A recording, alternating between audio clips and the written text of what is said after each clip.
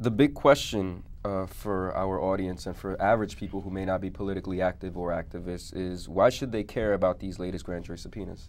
Well, it's not a crime to believe in and advocate for the independence of Puerto Rico. It's not a crime to be against the war in Iraq. It's not a crime to protest police brutality. It's not a crime to believe in immigration reform and advocate on behalf of undocumented workers. Mm-hmm.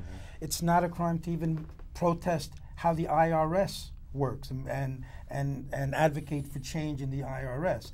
The message being sent by these subpoenas and the people that have been targeted, which I think is really, the thing that we should be most upset about, that in the past, I'm speaking very generally, but there have been activists who have been militants, activists who have been very active in a variety of settings, and they have been targeted. We're now looking at subpoenas been issued to individuals who, in many ways, can be considered sympathizers, supporters, and what they are in fact saying is almost that it is your belief that's being penalized. It is your advocacy that's being penalized.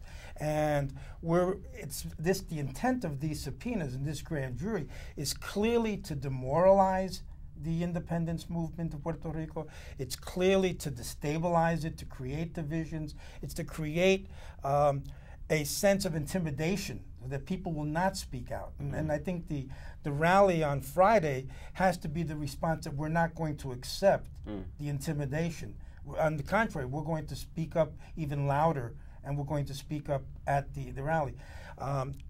It is a situation where it's people who, as Bob's pointed out, people may not even know why they have been subpoenaed, and whether this may even be part of a tactic of just shaking the tree to see what falls out and have absolutely no real purpose in mind. So, but for all of these subpoenas are issued for all of the wrong reasons, and basically it's penalizing people's beliefs and advocacy rights. Okay. If I could just add to that real quick. I think one of the most important things that we need to look at here is that had this kind of activity from the Justice Department, from the FBI, happened in any other community under the United States flag within the United States, that this would be a major scandal. This would be all over the media, all over the English mainstream media. And because it's happening, in the Puerto Rican community, we need to be particularly aware of the abuses that have been committed prior to this. Congressman Serrano, for example, after the killing of Filiberto Ojeda Rios and after the subsequent raids in Puerto Rico by the FBI. In 2005. In 2005, when he was killed in 2005 and the raids that took place in 2006, he said himself that had these things happened in any other territory under the U.S. flag, there would be a major scandal. And this speaks volumes to what we, as the Puerto Rican community, as the Latino community, are allowing. And this is why this is so important, these rallies, and that people be aware. Because like when you have, the Puerto Rican Day Parade where you have, a million people waving flags, that's fine and dandy. But this is really where it's at. This is really what the essence of being a Puerto Rican, of being a Latino is all about. When there is an injustice felt or seen or heard anywhere within our community, we all need to respond with just as much fervor, with just as much action as we do when we pour ourselves into Fifth Avenue to wave those flags during the Puerto Rican Day Parade. Okay, that's a great point. I just want to know, in what ways do these subpoenas affect people's lives and their families? Well, I think if you get subpoenaed for the grand jury, you have very limited amount of rights that you can exercise. I mean, if you don't appear, you can be held in contempt. If you appear and refuse to answer questions after being granted immunity, you can be held in contempt. On the one hand, it is the community that has the independence movement that is being targeted in terms of the intimidation.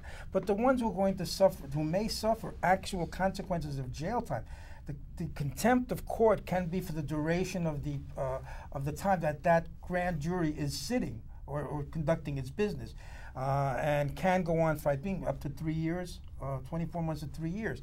So this is a very serious consequence. How are people going to support their families?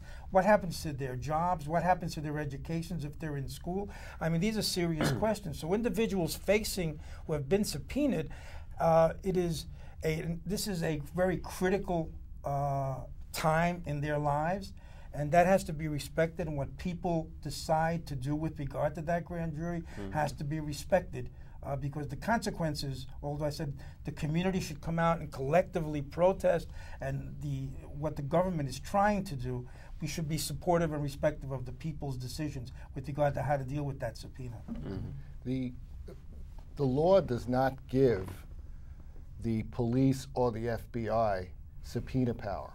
In other words, an individual has the absolute right not to speak to the police or the FBI. Contrary to what you see about on TV or in the movies, there's no such thing as being brought in for questioning. When that's put into the grand jury context, that gives the police and the FBI subpoena power, because as Mr. Soto has stated, you have so few legal rights to fight a subpoena. If the FBI goes to the U.S. attorney, who then issues a grand jury subpoena, then that person has to speak. And we know from the history, from the FBI's COINTELPRO against the Black Liberation Movement, against the Puerto Rican independence movement, that it's not on the level.